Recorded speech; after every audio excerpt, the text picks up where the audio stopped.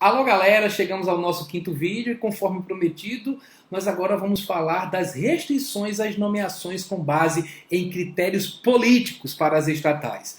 Vamos mergulhar novamente naquele artigo 17, que no vídeo passado foi utilizado para estudarmos a exigência de qualificação técnica das pessoas a serem nomeadas para os cargos de direção e do conselho de administração das estatais. Agora nós vamos especificamente para o parágrafo 2º, que tenta evitar que as nomeações ocorram com caráter meramente político. Tentam evitar que estatal seja prêmio para políticos fazerem o que nelas bem entenderem. Então vamos diretamente para o artigo 17, parágrafo 2º, que diz que é vedada a indicação para o conselho de administração e a diretoria, e aí vem, em primeiro lugar, de representante do órgão regulador ao qual a empresa pública ou a sociedade de economia mista está sujeita.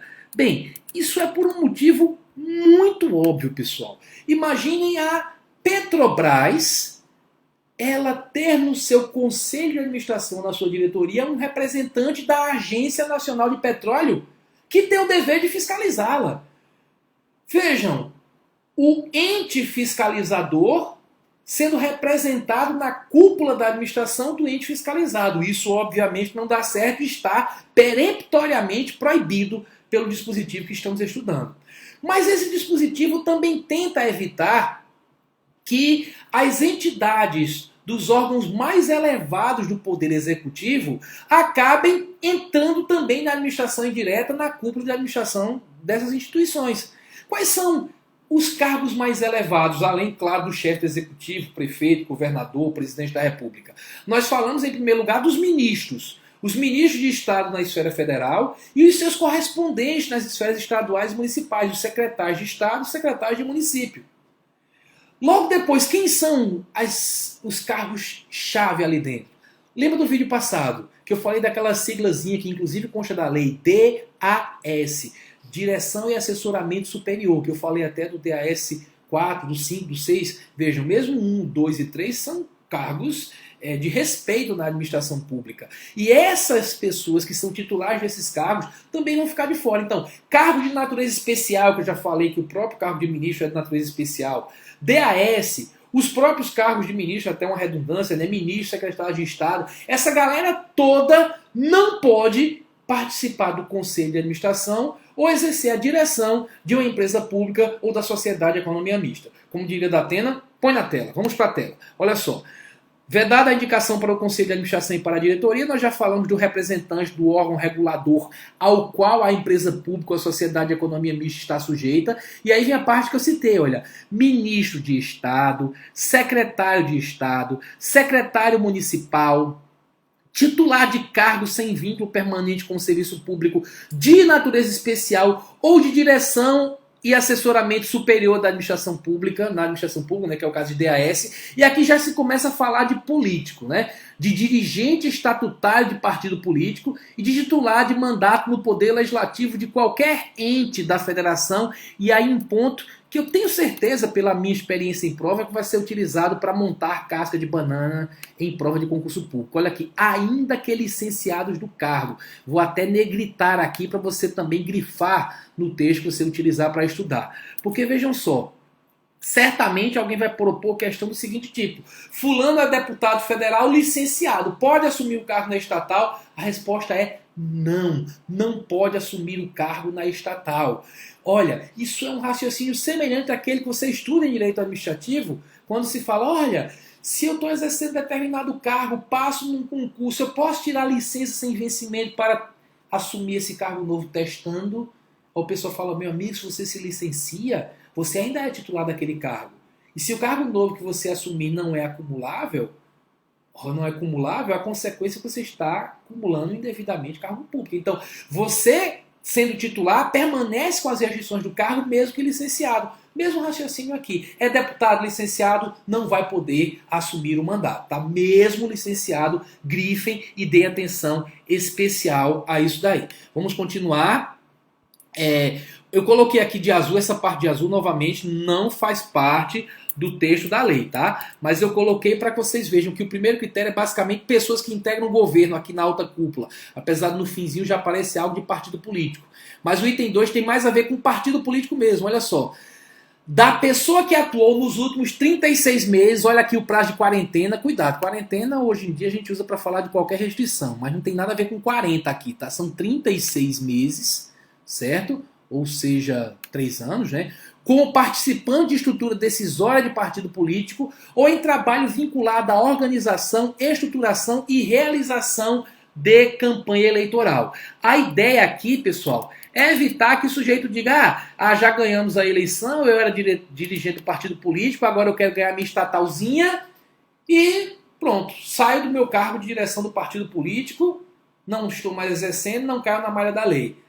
Engana-se, cai na malha da lei porque você tem que ter largado há pelo menos 36 meses. Além disso, o cara que organizou a campanha política do sujeito costumava ser premiado, né? Eu ganhei a eleição, você foi organizador. Vejam como se fala aqui.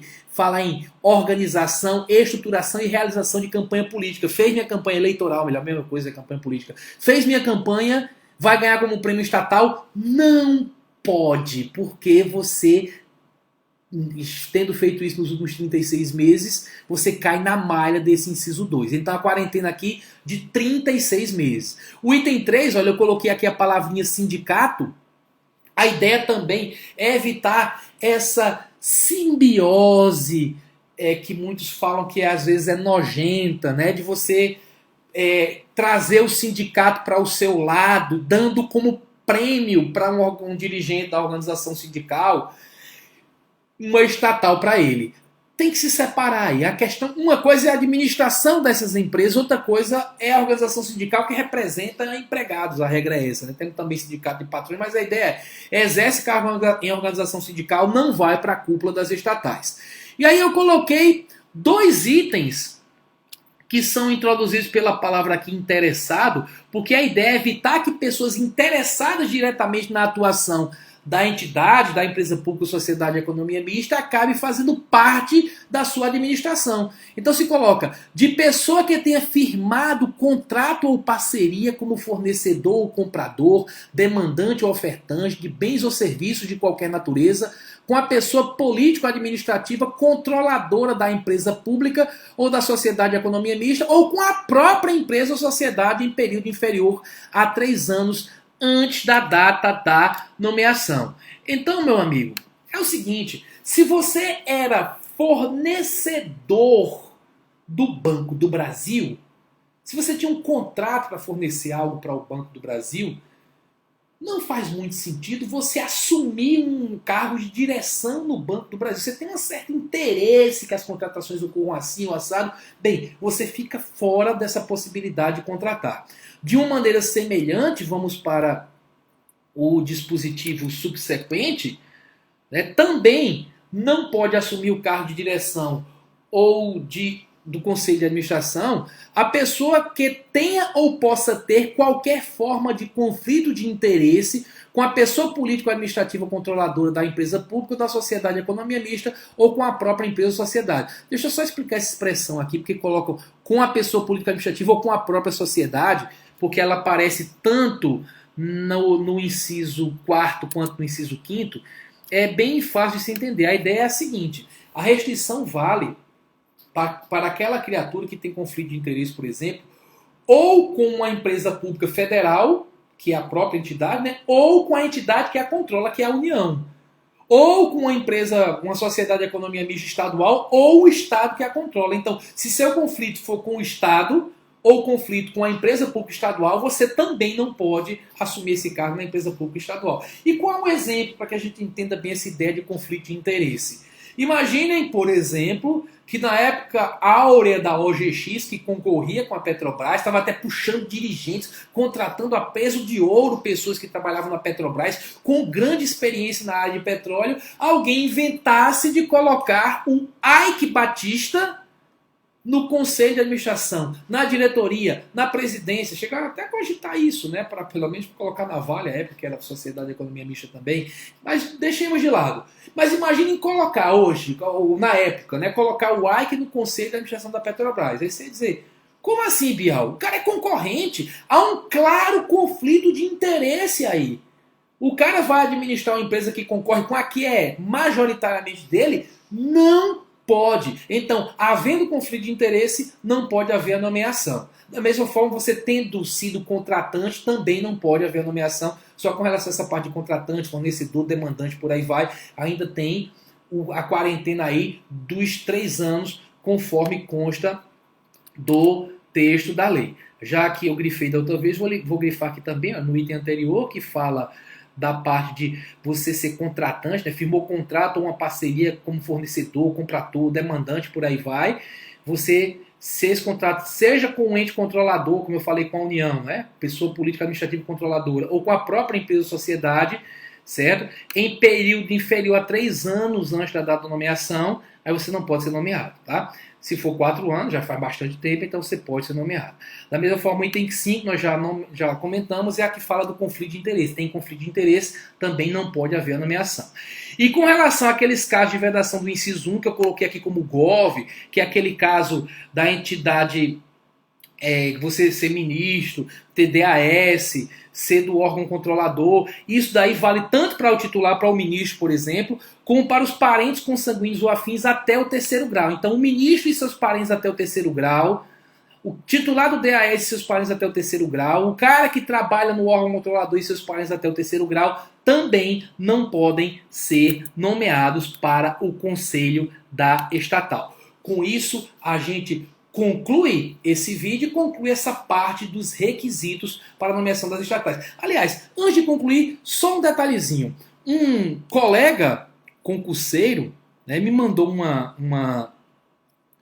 um exemplo para que eu citasse na aula. Eu até agradeço bastante. Deixa eu ir aqui para mostrar para vocês que vocês vejam que já está dando problema essa história da lei. Vejam só.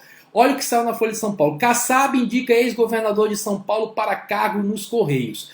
Eu não vou nem discutir o que foi feito, qual é o currículo do cara. Só quero mostrar para vocês um trechinho aqui da notícia. Que foi o Goldman, né? Hoje, vice-presidente do PSDB, amigo, integrou essa estrutura decisória de partido político. Não pode, colega, está fora, não pode ser nomeado. Eu vi que chegaram até a comentar na notícia, se diz que o pessoal fala, não, mas isso é uma questão de interpretação. Que interpretação? A lei é clara, a lei é clara. Não existe essa história. Se você era integrante dirigente estatal, só se você sair e ficar pelo menos os 36 meses fora. Antes disso, não. Agradeço ao Cláudio Henrique Pinho, que foi quem mandou o exemplo para mim. E quem está dizendo que tem uma interpretação é porque tem um artigo, o artigo 91 da lei 13.303, que fala que as empresas públicas e sociedades de economia mista criadas antes da vigência da lei, ou seja, todas que existem, porque ao que eu saiba não criaram nenhuma depois, estas vão ter 24 meses para se adequar à lei. Aí tem gente achando que é assim, então essa história de só poder nomear obedecendo a esses critérios que foram citados, só daqui a 24 meses que nós precisamos nos adaptar. Não é isso. A ideia é a seguinte, basicamente, quem já tinha nomeado um monte de político, por exemplo, ou pessoas que não tinham características técnicas, os requisitos técnicos necessários, nesses 24 meses a galera tem que ser botada para fora. Pode ficar aí, mas em 2 anos tem que sair. Agora, nomeações feitas a partir da vigência da lei, a partir de 1º de julho de 16, no meu entender, e acho que isso é o que vai prevalecer no judiciário, essas nomeações já têm que seguir o que diz a lei. Então, muito obrigado pelos exemplos. Quem quiser mandar mais ideias também pode mandar para a gente. Bons estudos a todos e até o nosso próximo vídeo. Tchau, tchau.